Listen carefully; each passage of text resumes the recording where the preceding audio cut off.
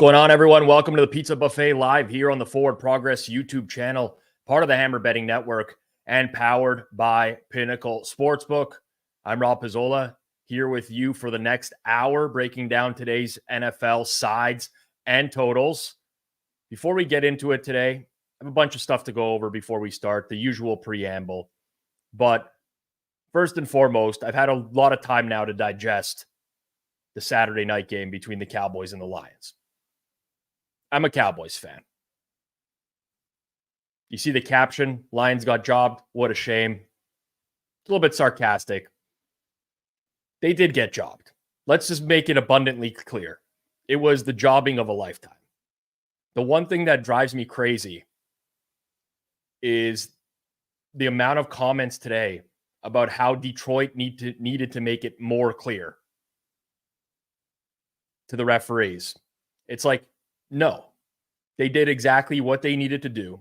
If everyone on the Lions is to be believed, which is backed up by a lot of video evidence of Taylor Decker heading in there, number 70, whatever.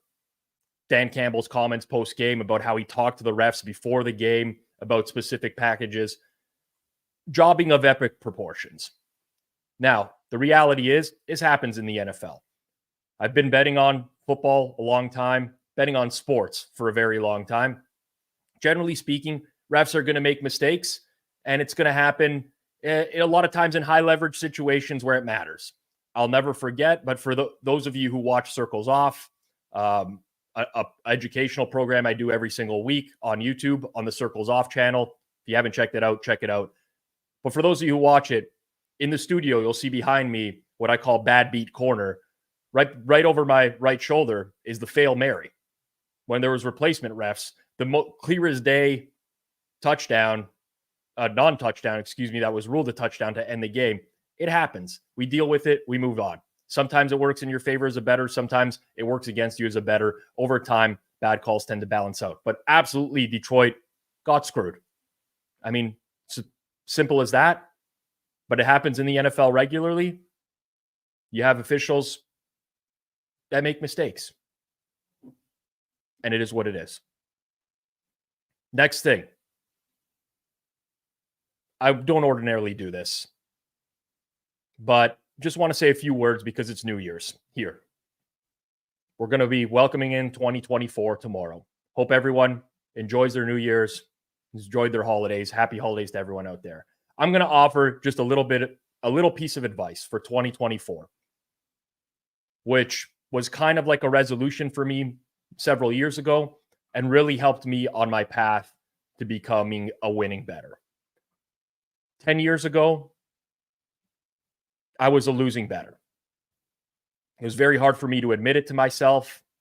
I would pull up public splits, fade the public, do this, do that. I would tail people on Twitter that I thought were winners, but in reality were losers. I did all the things that a bettor doesn't want to do.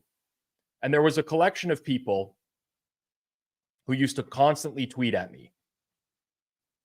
Not the nicest things. Rob, you're an idiot, this and that.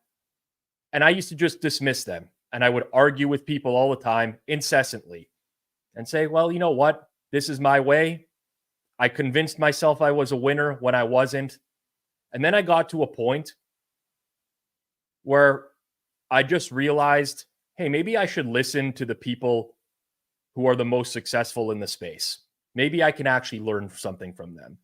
So my advice to you in 2024, especially when it comes to sports betting, be open-minded. Be as open-minded as possible. Sometimes the message isn't going to be delivered in a way that you're going to like. There's industry studies out there that show us roughly 98% of bettors are losing right now. I'm not saying 98% of people who are going to watch this stream today are going to be losing bettors, but there's a high probability that the majority are losing bettors. Be open-minded, take advice. It sucks that it's delivered sometimes in a very confrontational manner, but dismissing the opinions of people who are very strong bettors is only going to hurt you at betting in the long run. So that's just my advice for 2024. I'm not saying you have to like and get along with everyone, but be a little bit more open-minded. Someone challenges you on something, be willing to listen to what they have to say. And I can just say this from personal experience. If I had not done that, I'd still be on the path of being a losing bettor today. It's a very important part of the journey and part of the process. So that's it. I won't give you any more advice on that. But as a bettor, you're always trying to absorb as much as you can. I'm still trying to absorb as much as I can. And I do this for a living. And I've been doing this for a living for a while. Yet I'm still trying to learn new things. So don't just dismiss people because they're generally assholes. That's that. Now, a reminder. I don't have an edge at this time. It's very likely that you don't either. If you did, you're probably not watching this video. You're probably firing into Pinnacle's market right now where you can get $100,000 on a side. Just remember that. I preach this every single week. The NFL, people always like, you can't beat the NFL. NFL, nobody can beat the NFL. Lots of people can beat the NFL. Very few can beat the NFL on Sunday morning when limits are as high as they are. So, generally speaking, going forwards, try to bet as early as possible. Try to get yourself some closing line value. Gives you the best chance to success. I'm going to go through the card today, top to bottom, as I see it, based off of my numbers. But a reminder, the bets that I'm going to lock in today are one, opposing steam, opposing someone else who likes the opposite side in a game and someone who's well respected enough to move the entire market. Or number two, games where I don't think that the market has actually moved far enough. And typically speaking, I'll be real with myself. Those are not going to be huge edges, generally speaking, in the long run. So don't go nuts on Sunday mornings. If you are going to bet on Sunday mornings, no problem. Everyone's free to do what they want, but just play responsibly. Don't get yourself into trouble. It's very hard to win at this time. So don't chase Saturday's losses or Thursday's losses on Sunday. Don't chase the 1 o'clock losses at 4 o'clock, etc. You're just digging yourself a further hole. Couple other things, and I will get into it. I'm going to talk about it this week and next week because I see it brought up a lot in the space. Motivation this time of year. I don't want to bet on this team because they're not motivated. They don't care. They're tanking for a pick. Generally speaking, I think that's a horrible way to handicap games. The build your own narrative type of situation. If we go back decades now and you just bet on bad teams late in the year, teams that were eliminated against teams that had something to play for, you would have had a lot of success. Now, I'm not saying to just do that going forwards, but what I would suggest is just handicapping the game like it's a game between two teams and assuming that they have equal motivation. Because a lot of times people just build their own narrative on these. It's like, they want the coach out. They're not playing for anything. They're going to be tanking for the first overall pick. And most of the time, it just tends to be BS, nonsense. So don't be scared off of playing a team that you think has a very good matchup just because they technically have nothing to play for.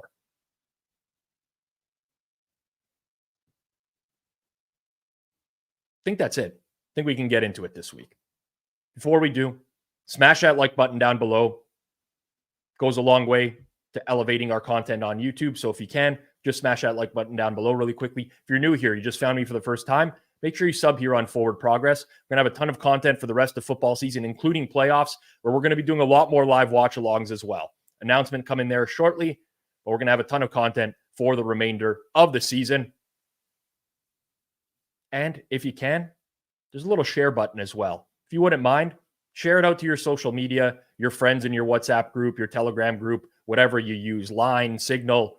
Just let people know there's this crazy Canadian guy that bets the NFL, that likes to talk about the games on Sunday morning, helps us grow our audience here, and that's extremely important. Finally, general reminder, especially on Sunday mornings, but all the time, line shopping, extremely important. Don't just bet with one sports book. Try to bet in as many spots as possible and make one of those spots Pinnacle if you can in Canada. I'll pull up Pinnacle's odds on screen relative to all the other sports books in market today, and you'll often notice Pinnacle has the best number on a side, a total, maybe both, first half line, whatever. This all adds up. You end up betting hundreds and hundreds of games every year. Saving a few cents here and there makes a difference. So make sure you do that. If you're going to sign up to Pinnacle in Canada, use code HAMMER. You must be 19 plus, not available in the US. As always, please play responsibly. All right, let's get into it. One more thing. I promise we'll get into it right afterwards.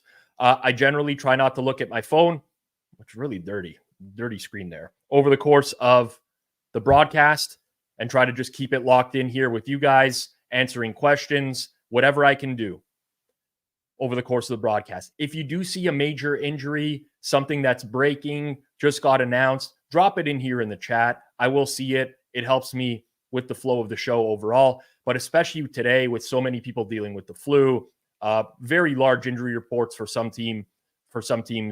It would really help if you do drop any news in the chat. And of course, at the end of the show, I will answer questions as well. So let's do it. I'm going to bring up betstamp here. As always, easiest way to improve as a sports bettor, use multiple books, get the best odds. I recommend using an odds comparison tool like betstamp. You can compare odds across every sports book for games, for futures, player props. Save time, save money. Check out betstamp before you bet. Give it a quick refresh here on updated numbers. And we're going to start with Miami and Baltimore, which easily could have been the Sunday night game. 10 1 o'clock games today, only 3 4 o'clock games. So it's going to be the witching hour for 1 o'clock is certainly going to be something else today. So market here has kind of settled in this like in between 3 and 3.5 range. Total's been bet down. There were some 47s earlier in the week. Now we're mostly seeing 46.5s and some 46s as well on top of that. I'm not like a big believer in blindly fading the team that, is coming off the emotional win, big upset win as an underdog in prime time. There generally is some credence to that because that team tends to get inflated in the next week. Now, what I'm about to say is, I think a lot of people might disagree. And I don't want to discredit the Ravens for the win last week. But there was a lot of luck involved in that, and specifically turnovers, balls tipped at the line of scrimmage. They started with very good field position for a lot of that game in San Fran territory. That's not to say they didn't play well. Don't get me wrong. They played very well. But the blowout margin should have been a closer margin. And I think the Ravens are a little bit overrated heading into this week. Now, you have a ton of Miami injuries. You have offensive linemen that are going to be playing beat up. Liam Eichenberg, Teron Armstead, Austin Jackson, right tackle. Robert Hunt is still out. You lose Jalen Waddle. You lose Raheem Mostert, not a huge deal. You have injuries on defense. Javon Holland was 3 times limited practice. Jalen Ramsey added to the injury report on Friday with a knee injury. There's a lot going on there. And you have to factor all that into account. Some coaches are better at dealing with this stuff than others. And with McDaniels being Mike McDaniel being a more progressive coach, I like their ability to overcome that, especially when they have more time to prepare for that overall. One thing about Lamar Jackson, his EPA and success rate numbers drop off significantly against certain styles of defense. One of them is cover 6. Cover 6 is not played at a high rate in the NFL. It's kind of like a mix-in type of coverage. Vic Fangio plays a lot of it. I would call it like abnormally high. About a quarter of the time they're on the field, Miami's playing cover 6. And Lamar's really struggled against that. I think that mitigates that a little bit. The Miami defense, as much as I give G-Stack George a bunch of trouble, I razz him a little bit for the Dolphins defense because of the recent schedule. They still are a very good defense. Ever since Jalen Ramsey's come back into the lineup, they've been top 5 EPA, top 5 success rate. Even when you adjust for quality of competition, they've been extremely good. I honestly think that at this price that we're seeing right now, we're like right on the cusp of being able to play Miami, but it's just not quite there. It's really close. I'll review this again before the end of the show, but I'm not laying it with Baltimore today. Certainly wouldn't lay any of the 3.5s in market. I think by far the most likely outcome in this game is Baltimore wins by exactly 3. And it just comes down to whether this O-line for Miami can hold up and whether they can game plan without Jalen Waddle. Remember, there's injuries on the defensive side for Baltimore as well. Kyle Hamilton, DNP on Friday. Brandon Stevens apparently is out right now. He was 2 times DNP with an ankle injury. Starting corner, might not play today. So there's a lot to take into account there.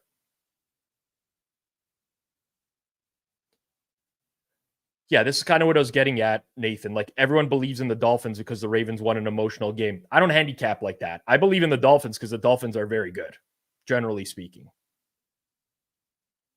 It has nothing to do with, like, I think that the market might tend to overrate the Ravens off of last week's game, just on a pure expected points.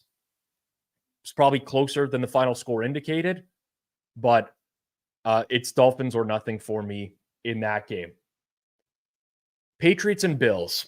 I'd love to know if we've gotten any late-breaking Patriots injuries or like any announcement on inactives for the Patriots recently. One thing about New England every week, it's like impossible to figure out who's going to play and who's not going to play because they're injured. They just list a million people as questionable. I know Jabril Peppers is out. We know Juju Smith-Schuster got put on IR. That to me is not a huge deal for them altogether. Ramondre Stevenson on IR as well. But there's some significant pieces on defense that are questionable today. Their other starting safety, Kyle Duggar. Their starting corners, Sean Wade and Miles Bryant, Jonathan Jones. I expect most of these guys to play, but I'm very curious as to if there's been anything here or if the market is just pushing Buffalo out because they expect a blowout in this game. Few things of note outside of the injury report for New England. Buffalo activates Daquan Jones off of IR. He was missing for a lot of the year with a pec injury. That's big for them, getting back a stout defensive tackle. Weather-wise, this was one of a couple games this week that could have been impacted by weather. It doesn't look like it will be. It might rain and snow a little bit here, but winds seem to be really light. Not a situation where I would downgrade a lot for the weather conditions. Now, New England's defense has played really well lately. Extremely well, I would say, for the most part. But this matchup against Allen, not only is it concerning now, it has been concerning for a long time. Because if you look at Josh Allen, his performance tends to take a dip when he plays a lot of cover 3 and cover 4. Especially this year, teams that mix those coverages in a lot have had a lot of success against Josh Allen. New England plays the 18th highest rate of cover 3, 29th highest rate of cover 4. They also play a lot of cover 1, which is like mostly a man look, where Josh Allen has a 50% success rate, 0.34 EPA per play. This has been a defense that Allen has consistently, I'll use the word owned, over the course of his career, because he has. But it's a little bit different Buffalo offense now as well, right? The explosive plays from years prior are not there. It's methodical march down the field. But ultimately, I do think that Buffalo's going to move the ball in this game, just based off of the matchup and based off the fact that it's been pointed out here right now by Brandon as well. Pats versus rushing QBs, not good. That they've generally struggled when they have to break their coverages. On the other side of things, it's not a horrible matchup for Zappe. He's turned the ball over a lot against cover 3 this year. His EPA per play against cover 3 is a disaster. Negative 0.54. That's turnovers. Buffalo, one of the lowest rates of cover 3 in the entire league. 28% of the time they play that defense. There's a couple ways that we could possibly play it. This is a lot of points. There's no chance in hell I would ever lay Buffalo here. It's New England or nothing. You can tell me about all the motivational aspects in the world. But again, going back to the beginning of the show, over the course of years, this tends to be way overblown. Team needing to win to get into the playoffs generally needs to win the games because they haven't been good for the majority of the year. This is a very big number for Buffalo to lay. I do like the total in this game, and I think it's a little bit short. I like the over 40.5 minus 102 for a half unit for $50. And that's where I'm going to start my day here. You have some positive upside with the injury report on the Patriots defense. But even if everyone plays, I actually think it's a decent enough matchup for both offenses. This is the lowest total between these two teams in a very long time. And you can understand why. Scoring is down in the NFL. Buffalo's offense just isn't as good as it once was. But I think there's a little bit of room here. Would basically cut it off at the number that I played it at on this game. Don't worry, Mickey. I'm opposite people. We're going to be opposite people all the time here. It's the way NFL betting works. Some people like one side, some people like the other. I wish you luck on most of your bets, except for that one today. Next game, Atlanta and Chicago. Okay. Very interesting market here. This one came off of 3 towards Atlanta. Total is been bet up slightly. This was the other chance of a weather game. Might see like a little bit of snow. Not going to be a ton. Winds 10 miles an hour, gusts 15 to 20. Cold weather. It's not great weather, but it's not going to impact things all that much. I think Atlanta is very underrated. I think the perception of Atlanta is a lot worse than it actually is for many reasons. But they've played a ton of close games that they've lost. And some people will be like, you got to find a way to pull good teams, pull out close games, whatever. But so many of the losses, if you just go break down their schedule, you're like, Desmond Ridder, horrible turnover late in the game. What are you doing, Desmond Ridder? What are you doing? And that makes them look a lot worse, in my opinion, than they actually are. Taylor Heineke, I'll maintain that he's an upgrade. I know some people who've bet Chicago in this game because they're like, dome team going to Chicago, late December, it's going to be cold. Taylor Heineke played in terrible weather for a large part of his career. It's not like he's a dome quarterback that isn't used to playing home games in Washington before. So there's that. There's the injury report, which pretty much, with the exception of Caleb McGarry, the right tackle who's questionable today for Atlanta, is clean for the Falcons. If you remember early in the year, Atlanta's having a ton of success because they were the team that just had no injuries. Then all of a sudden they lost Grady Jarrett. Then all of a sudden they lost David Onyemata on the defensive line. They lost players in the linebacking core. Their injury report went from nothing to one of the worst in the league for several weeks, and their play dropped off. Now they're healthy again. And I like that for them. With Chicago, I've been a big fan of Chicago. People who watch this show every single week, my opinion on the team. I thought that they were undervalued in market for a long time. Now you lose Darnell Mooney to a concussion. Cole Kmet, we don't know if he's going to play or not yet, but it really sounds like if Cole Kmet's playing today, he's doing so on a bum knee, which wouldn't make a whole lot of sense to me. But if he does, that's a problem. DJ Moore playing on a bum ankle. You don't really have all that many weapons in Chicago in the first place. And now you start to take away wide receiver 2, tight end 1, wide receiver 1's a little bit banged up, starting center a little bit banged up. And there's not that much separating these two teams, in my opinion. In addition, Justin Fields, I think he's very boom or bust in terms of there's certain quarterbacks in the league that love to play certain styles of defense. And when they play that defense, they'll look amazing. And when they don't, they struggle. And Atlanta's defense likes to mix up their coverages a lot. If you look at Justin Fields this year, his success rate is below 39%, except against all but two types of defense. One is cover zero, which teams, you rarely see cover zero. It's like the all-out blitz. One is cover three. But if you look at Atlanta, they play cover zero 1% of snaps, lowest in the league. And they play cover three, bottom 10 in the league as well.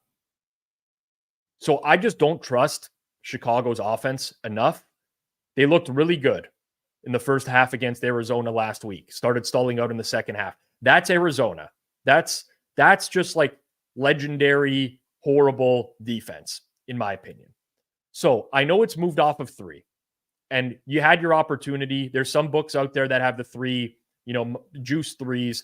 You can go ahead and take those. I like those as well. But I'm actually not even scared to take the 2.5 plus 110 here, which I think is a really solid price for $75. That might be the biggest edge on a side for today. But there's just too many things that I think are like kind of going under the radar in this game. All right, we'll keep it going. Titans and Texans. This one, the injury report is certainly needed to know before we go into it. There was a point in this week where I had a very, very large appetite to play Tennessee. Numbers come down from 5.5 to 4 right now, which is where we've settled in market. Some 4.5s out there. Total sitting on a key number of 44 in most spots as well.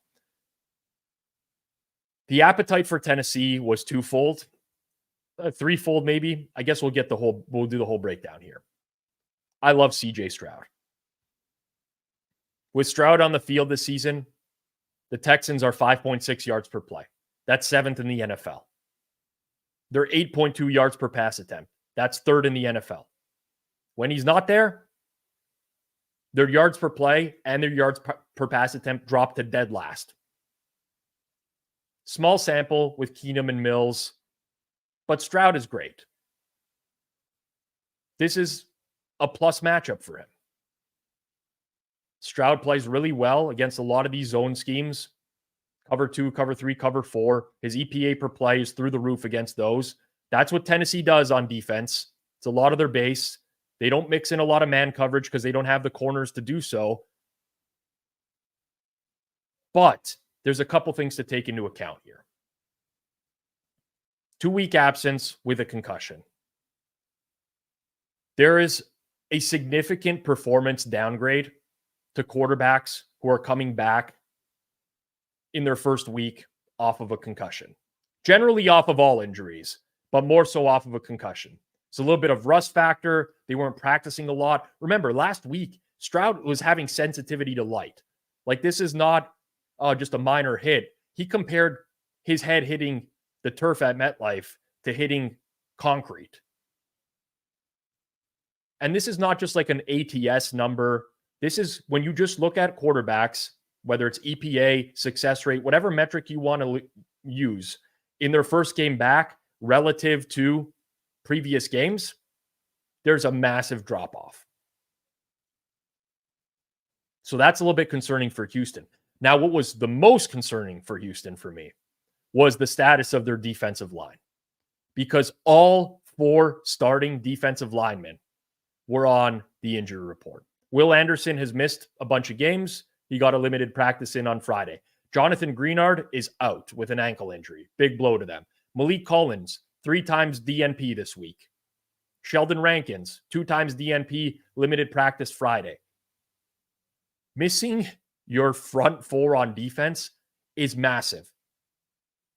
Doesn't matter who the quarterback is on the other side, but in particular with what the Titans want to do on offense, because they just want to run the ball. And that's not working for them right now. Derrick Henry's not the same as he used to be. The O-line is worse. There's not really the threat of getting beat downfield all that often by opposing defenses. This Houston defense is very good at stopping the run, especially over the last couple of months. couple weeks ago, they shut down Derrick Henry. But it's a different story when you're missing your front four. So we're going to have to see the final report here.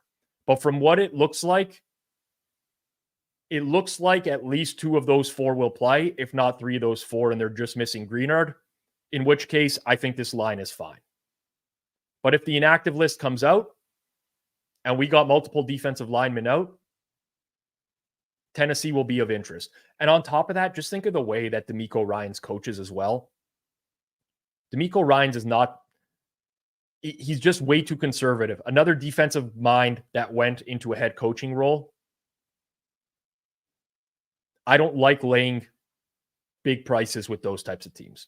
So Tennessee or nothing, but we have to wait till the final injury report there. Okay. Quick refresh here for Las Vegas and Indy. Okay, this has been bet out. It was 3 earlier in the week, got to 3.5. We're now seeing 4s at a lot of the books. Little bit of a pop here on the Raiders at +4. And now the Raiders are closer to going back to 3.5. Interestingly enough, money on the under. I say that because the Colts games tend to draw money on the over due to the style of play, which is pretty fast for them. But we're seeing a situation here where the money's coming in on the under. And I think that has entirely everything to do with the Raiders for this one. I like to fade teams that are winning in what I call an unsustainable way. We identified this 5 or 6 weeks ago with the Broncos in particular, where it was, yeah, Denver's winning these games.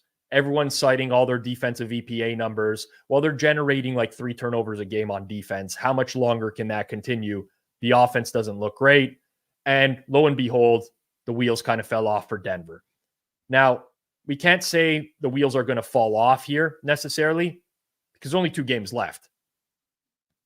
But in terms of smoke and mirrors, the Raiders got to be like right up there this year. Back-to-back games where they score multiple defensive touchdowns. Their offense is doing nothing. Raiders have 5 defensive touchdowns this year. That's the same amount as their total from the previous 4 years combined. And they've gotten 4 in the last 2 weeks. If the Raiders did not play that Chargers game, that 52-point game, and you just, I don't want to say remove it because they did play it, it happened. But when we look outside of that game, at bigger picture, this offense is not moving the ball on anybody. They're terrible. I mean, Aiden O'Connell didn't complete a pass after the first quarter last week. He finished with 62 yards. They won the game. So totally understand the Indianapolis money. Now it's just a matter of whether or not it has gone too far. Personally, I think that there's a little bit of value still with Indianapolis at this price. It's nothing crazy. I don't think they're going to light the world on fire offensively. I don't love the matchup for Gardner Minshew. The Raiders employ a style of defense that he's tend to struggle against. But where the Raiders, in my opinion, can really be beat in this game is in the running game. A lot of people might be like, "Oh, Antonio Pierce is there. They're fantastic in stopping the run ever since he became the coach." Well, all of a sudden that changed because they played a bunch of teams that can't run the ball. That's what changed. It wasn't that they just suddenly got better at stopping the run. They just played a stretch of teams that lack success running the ball.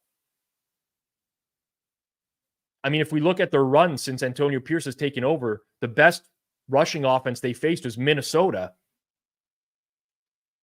And Minnesota ran really well in that game against the Raiders. It couldn't do much else, but they did run really well.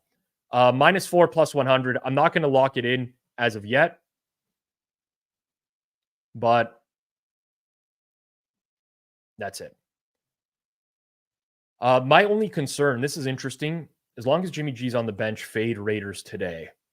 I assume that means that you think AOC is worse than Jimmy G. I'm just a little bit scared for the possibility that Jimmy G might get into a game at some point. You got to be careful late in the year here, especially with teams more likely to bench quarterbacks in the live betting markets. Might want to take advantage of that. But I personally think that that's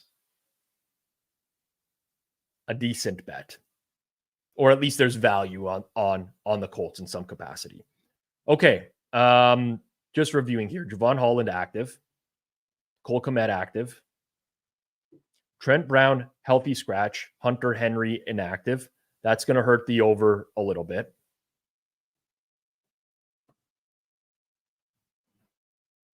We got Kenny Moore inactive. Not a great secondary for the Colts. Generally speaking, I would, depending on the matchup, like when Kenny Moore is out, I'd be looking to the over. But again, you have just a team in the Raiders that can't do anything offensively. All right, we'll keep it going here. Panthers and Jags. This line is now settled here at 4. Some books moving to 3.5. Total 37.5. Pinnacle 38. So if you like the under in this game, you're going to want to bet that at Pinnacle Sportsbook right now. Why did the total get moved up? Okay, I'll give my brief explanation as to why I think this happened. I think the number in this game is fine. I don't want to spend a ton of time on this one. I would only bet Carolina. Why do I think the numbers moved up? Because Carolina's offense is getting way better. You know, I was very critical of Bryce Young earlier on in the year. As a sports bettor, you have to adapt to new information as it becomes available. It's okay to change your opinions. Bryce Young sucked for a long time, and he still does, but he's playing better. Last week, his highest EPA per dropback of the season, his highest passer rating of the season. Importantly, and what I've been mentioning for a few weeks now, his highest yards per attempt, 8.7 yards per attempt last week. If you actually look at this last 4 games for Carolina, Bryce Young has the second most air yards per attempt with 10.8 since week 13. It's not everything underneath anymore.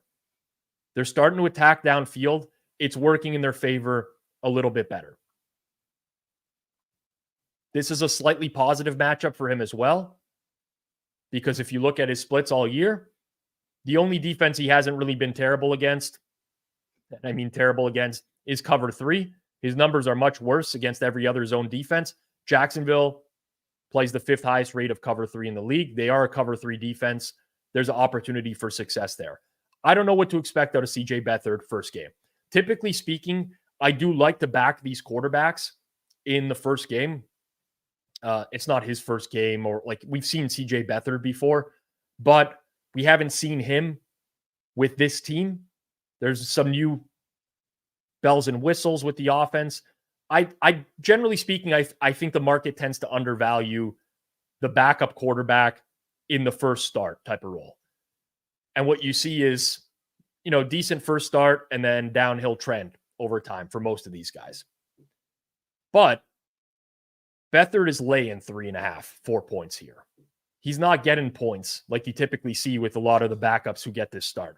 And the Jags defense is not very good right now. Not to the point where I'd have any faith in them being able to shut down anyone. We were wondering midway through the year, how's the Jacksonville defense doing this?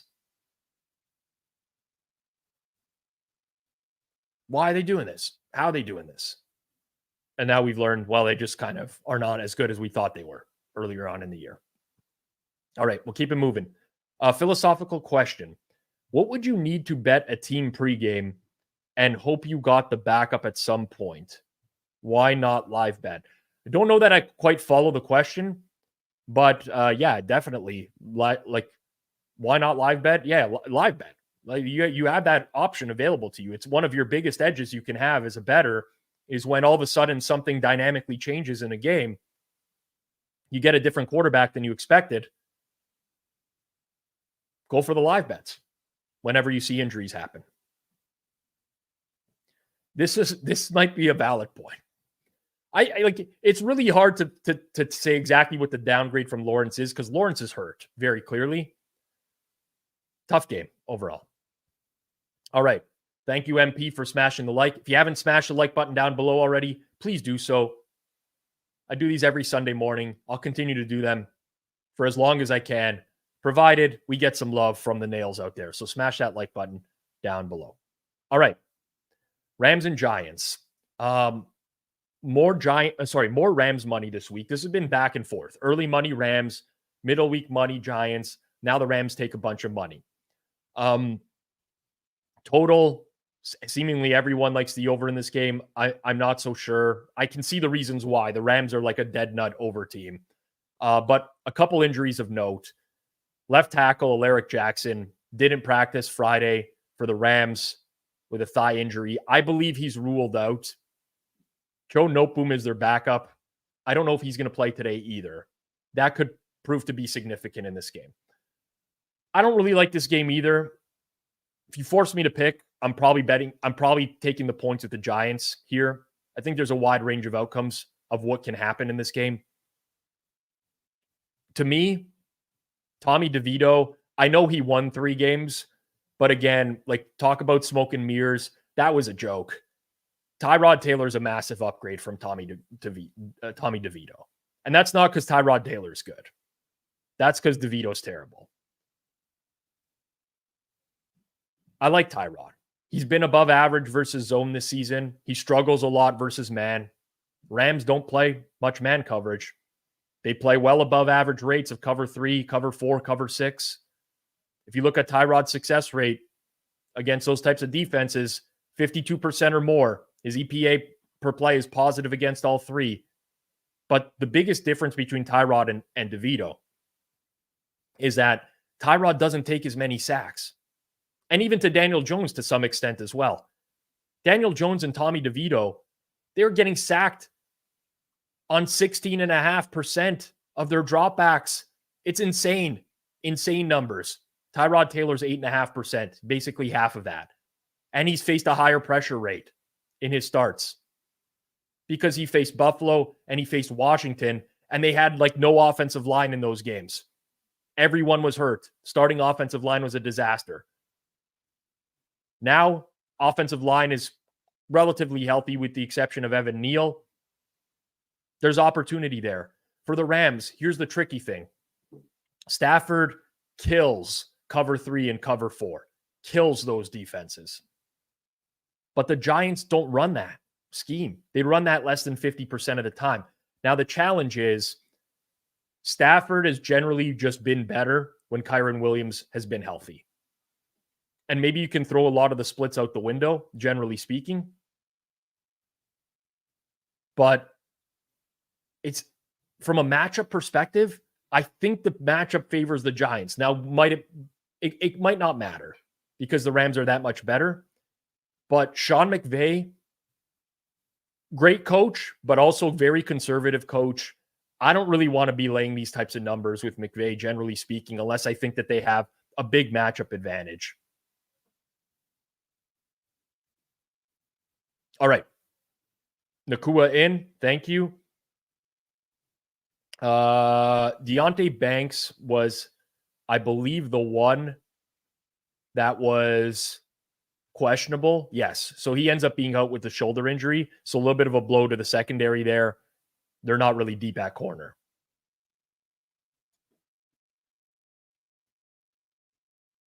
Okay. Keep it going. Wow. There's so many 1:00 games today. I'm going to have to fire through some of these that I've been talking a lot today about games that I don't have a strong opinion on. And I'm just going to breeze through this next one because I don't have a strong opinion. You're getting Eagles money today. Eagles now up to 12.5, some 13s, a little bit of under money down to 48. No strong opinion here. Subjectively feels like a great bounce back spot for the Eagles. I felt that way, though, last week against the Giants, and they played well, but just had like some random shit going on. Generally speaking, in that game, let the Giants back into it. But you got some flu with the Cardinals, Kyler Murray dealing with illness, no Marquise Brown anymore for the rest of the year. He's on IR. They can probably run the ball on Philly. Philly's been giving up a lot of rushing yards, generally speaking. Is that going to be enough for them to keep it close? I don't know. One thing to keep an eye on for the Eagles going forwards, they had 5 trips to the red zone against the Giants last week. They scored touchdowns twice. That's kind of been the trend for them over the course of the past month now, is that they're not scoring in the red zone. They're still driving the ball pretty successfully. When that turns around, they're going to start putting up massive point numbers again. This is the defense where I think it's likely to happen. Don't really have a strong opinion on the game, but yeah, I think the market is fine as to where it stands right now. New Orleans and Tampa. Lots of differing opinions on this game as well. A little bit of New Orleans money earlier in the week. Now Tampa taking a little bit of game day money, -2.5, -115. Total's been sitting in and around this 42.5 range for the majority of the week. I don't really have much faith in both of these teams. I know Tampa Bay's playing a lot better recently, but this would be a New Orleans or nothing game for me. Tampa Bay plays a very high rate of cover 3. That's where Carr has found a lot of success this year. 50.5% success rate. Not a bad matchup. Now, you might say, well, Todd Bowles killed Derek Carr the first time they played. That's true. He sucked in that game. He probably shouldn't even have been playing in that game, if we're being honest. There's a quick return from injury. People thought he was going to be out multiple weeks. He played the game, and he sucked. I think this is somewhat of a buy low on the New Orleans offense. They're healthy, finally. Olave and Shaheed, Taysom Hill. Then you get the Tampa Bay defensive injuries. Carlton Davis hasn't been good this year at corner, but he's still a starting corner. They don't have a lot of depth there. Shaq Barrett, they're going to miss his pass rush really heavily in this game. So I do think the opportunity's there. For Baker, he wants to see as much cover 3s. Baker's had a good year, but he's smoked cover 3. The Saints play cover 3 at the 3rd lowest rate in the entire league. They play a lot of cover 1. They mix in some above average rates of cover 2, cover 4. Baker's a little bit worse against those types of defenses. Not bad, because he's had a good year. But generally speaking, he wants to see as much cover 3 as possible. Where I'm a little bit concerned about Baker, and we brought this up a couple weeks ago, and the tide hasn't turned yet in this game, but his turnover-worthy plays relative to his actual turnovers, there's a very stark contrast right now. And it hasn't caught up to him yet, and maybe it'll be next year when it starts to turn around. But people are wondering, like, what happened to Baker Mayfield? He used to be a turnover machine when he was in Cleveland. He couldn't stop giving the ball to opposing defenses. Well, he's tried this year. The opposing defenses just haven't capitalized on it. So be very cognizant of that going forwards with the Buccaneers.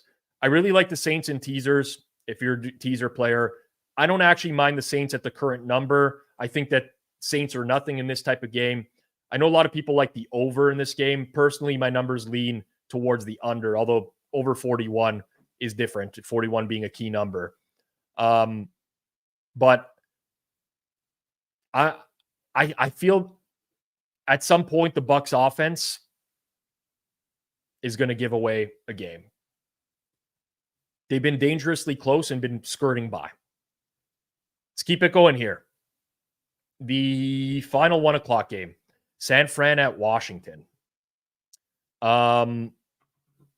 Looks like Sam Howell's going to get the start after he wasn't going to get the start, and then Brissett injures himself in practice late in the week. I would have had a ton of interest in this over, which is now 49, if it ended up being Brissett here.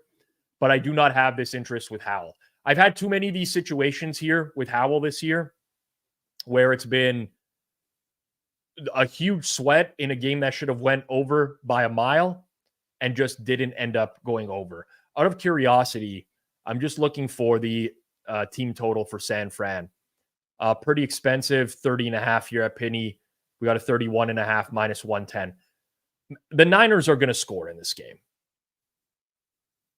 like I don't know that I want to lay 14. I don't know that I want the over here. It's kind of a fine range. But forget about like last week was an anomaly. Ravens defense is solid. They have a smart defensive coordinator. They generated turnovers. The Commanders defense is abysmal. They suck at everything. They don't generate pressure. They give up big explosive plays regularly. They've had 5 games this season. This is courtesy of Cleve TA. 5 games this season where they've played an offense, a passing offense that's currently top 10 in EPA. In those 5 games, the opponents have scored 45, 45, 38, 34, 37. I feel confidently San Fran is going to score. That team total's high, but it might not be high enough. Howell, I mean, without earlier in the year, they put their guard Sadiq Charles on IR, but now Charles Leno, their left tackle's out. Tyler Larson, their center's out. Their right tackle, Andrew Wiley, hyperextended his elbow. Was barely able to practice this week. That offensive line with Sam Howell, who's just dying to take sacks. I account for all of this, and my number in this game is just slightly north of 14 for San Fran, but I might be talking myself into a San Fran bet here. I don't really know what to do. It's just never Washington, never under in this game. Mark, I see your question about the Slipknot drummer. I have no idea who's gonna replace him there. Pittsburgh and Seattle. Okay, so my best bet this week from the Wednesday show was the under 42 in this game. Since bet down to 41. I gave my reasoning for that. Now I'm going to give I'm going to take Pittsburgh 4.5 minus 110 for $50 for a half unit. It's painful for me to click this button, but sometimes you just got to trust your numbers. Mason Rudolph stinks. Okay? Like, forget about what we saw last week. Just forget about it. He threw a ball downfield a lot on a Cincy defense that gives up a ton of explosive plays. First game, Cincy not really knowing what to expect out of that offense with Rudolph. Now you got some tape on him. He's generally bad. I don't think he's going to have a ton of success. Now, with that said, you do look at his career. His EPA per play is really bad against most defenses, but he is just slightly below average against cover 3. Seattle does play top 3 rate of cover 3. That's not to say he's going to light the world on fire. I don't expect him to do much, but most of this comes on the other side of things where you have injuries in the Pittsburgh secondary. I get it. Big time injuries at safety. Minkah Fitzpatrick, DeMonte KZ suspended the rest of the year. Trenton Thompson's out. They're playing Patrick Peterson as safety. But the Seattle Seahawks are just not a team that is generally built to win by margin. They play so conservatively. So conservatively. Go back to last week against Tennessee. Everyone in the world, average, casual football fans, know that you beat Tennessee by throwing the ball on them.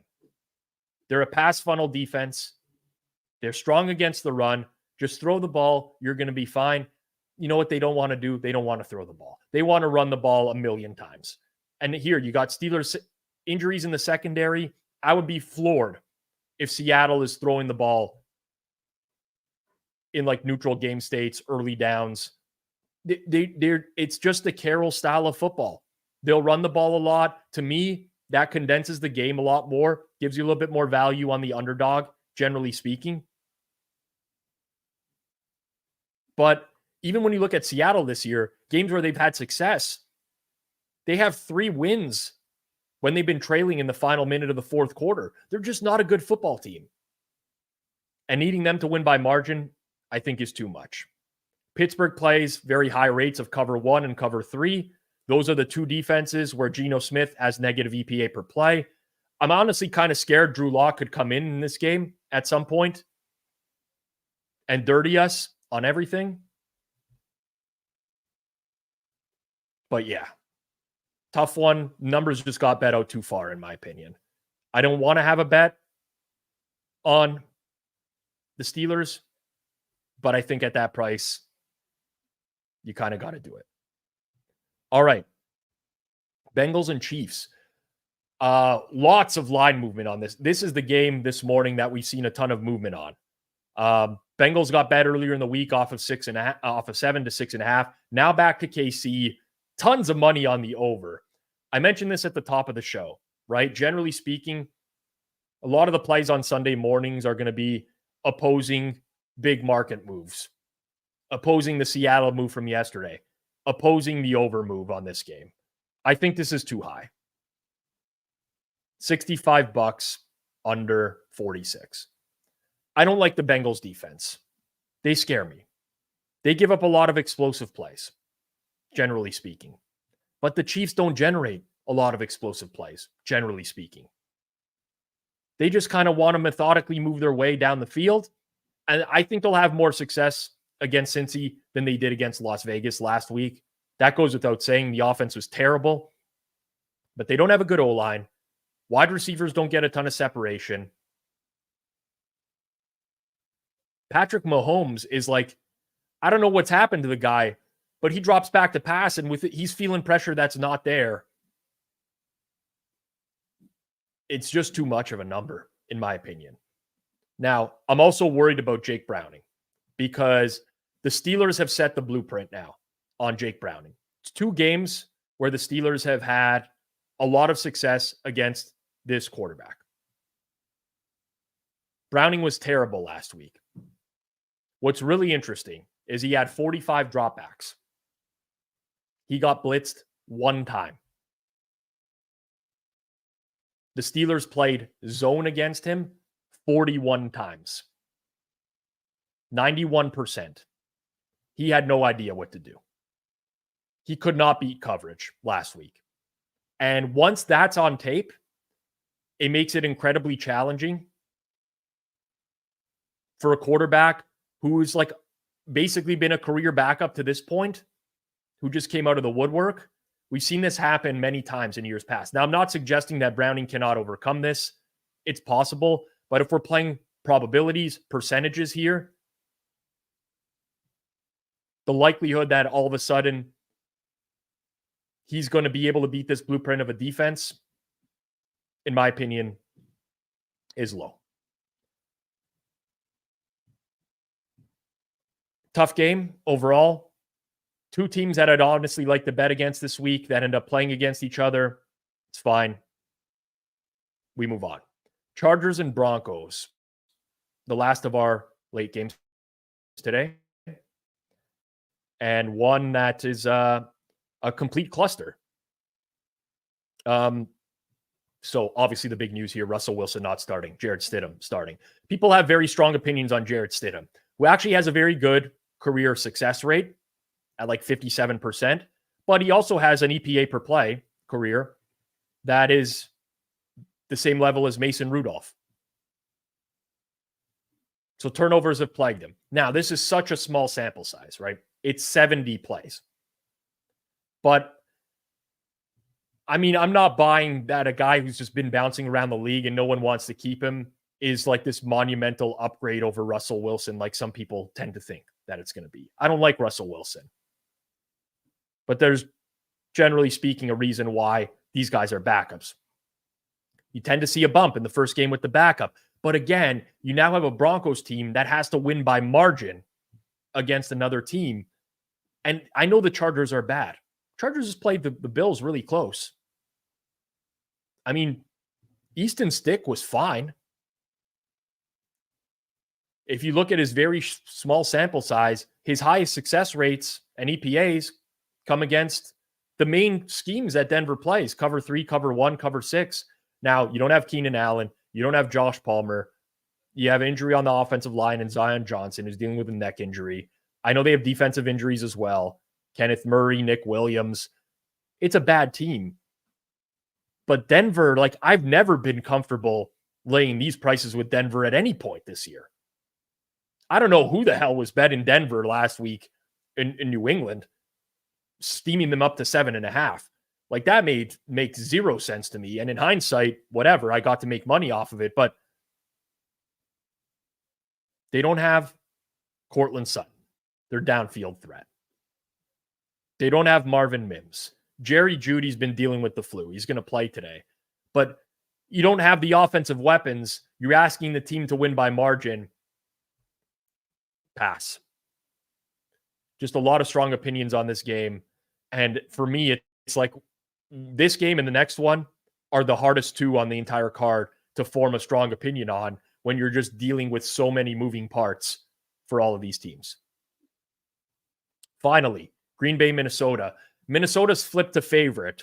I agree with that move to favorite. Under's drawn some money. Yeah, I get it. I mean, this is a cluster injury game for both teams, right? By the way, the Packers suspending Jair Alexander now, not looking so great for them in a game that has huge playoff implications. Like, okay, the guy went out for the coin toss. Give him a fine. Have the coach pull him aside, give him a talking to after the game.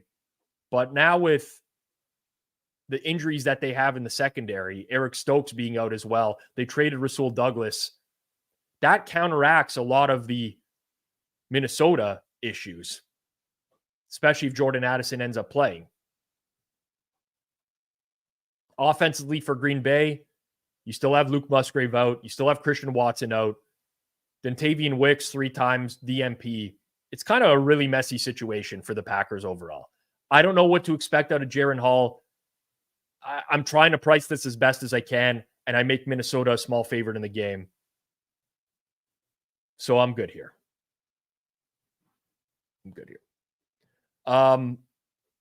Yeah, so like 4 days old news. That's the Jair Alexander. Eric Stokes being announced out was later in the week. That's why you see the flipping, I will call it. Let's do a quick review of the board here. So the bets that I've locked in so far: Buffalo, New England over 40.5. Atlanta's taking a little bit more late money here against Chicago. In the late games, Pittsburgh fading the steam on Cincinnati, Kansas City. That's 4 plays.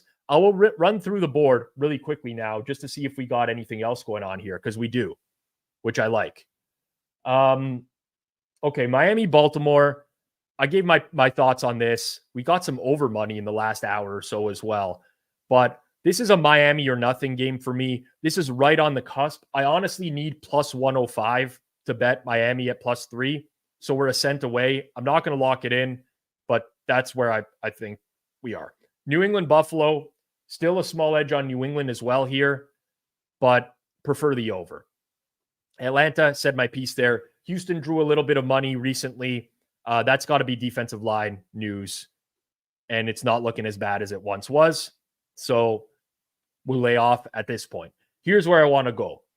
Colts minus 3.5, minus 103. Market has bet the Las Vegas Raiders. I like the Colts for a $75 play here, now that we're out to this price. So Colts are going to be a late ad on the board here. I just don't think very highly of the Raiders. This could be related to the Kenny Moore injury. And in theory, it's troublesome. The secondary's not good. It's Juju Brents is back, but Jalen Jones, Amir Speed, they don't have the corners. But I don't think the Raiders are the team that is going to expose this all that much. So that one's locked in there. Panthers, Jags, I think the number's fine. Panthers are nothing. Rams, Giants, I think the number's fine. Giants are nothing. Cards, Eagles, I'm like right on here. I guess maybe at this price I'd take Cardinals, but I wouldn't feel confident about it. Saints, Bucks, nothing. Lean pretty heavily to the Saints, though. Honestly, not even far off playing the Saints with this price. San Fran, Washington, it could only ever be San Fran or the over for me in this game. As square as those are, that's all it could be. Pittsburgh, I gave my piece. I'll be rooting for the under, but as of this morning, Steelers as well. Cincy KC under there. No opinion on either of the late games. I will hang around and ask, okay, what's the Colts price good to? At 3.5, we got some room here. I make this exactly a 2% edge on the nose, 2.00%.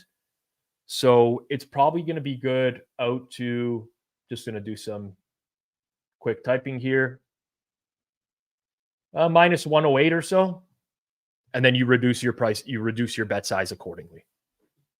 I mean, technically minus 110 is an edge for me as well, 0.4%. But 0.4% game day edge, that's tough. Okay. Lots of people want to ask Survivor questions late in the year. Here's all I can say. I think Houston is more likely to win than Indianapolis today. If you're asking me purely based off probability, I don't think it's as much as the market says because I like Indy in the game. But I think Houston is more likely to win than Indianapolis. Take that for what it's worth, but there's so many other things that got to go into, you got to take into account with Survivor, generally speaking. I'll bring this up with him at some point. That was pretty funny when he was on the stream last night. Any thoughts on Atlanta, Chicago total at 39? I'm projecting 36.5. Yeah, so at one point in the week, I was a little bit more shaded towards the under than I am now. But I lean under at this number. It's just not playable. So I don't mind it. I don't mind it. Again, you're going to be opposing game day steam. Someone's betting a lot of money on the over. You got to be very cognizant of that. But why make numbers if you're not going to use them as well? All right. Last thing before I'm out of here today. Honestly, it's a little bit sappy that I'm going to say this, but I do truly appreciate all the support from the Nails who are here, not only every Sunday morning for the pick shows, but Wednesdays, who join our other creators over the course of the week, who watch our live watch-alongs. Goes a long way. When you're creating content, you don't want to do it and broadcast to an audience of nobody's seeing it. It's tough to build that up over time. It weighs on you. So to have this community of people together, I really do appreciate it. Like the people who are dropping in news in the chat, who are constantly messaging me, chatting regularly. So thank you to everyone who made 2023 a great one for not only myself, for Forward Progress, for the Hammer Betting Network. We're growing at a nice rate right now. I'm pretty happy about it. I wish everyone the best in 2024. Stay safe out there tonight.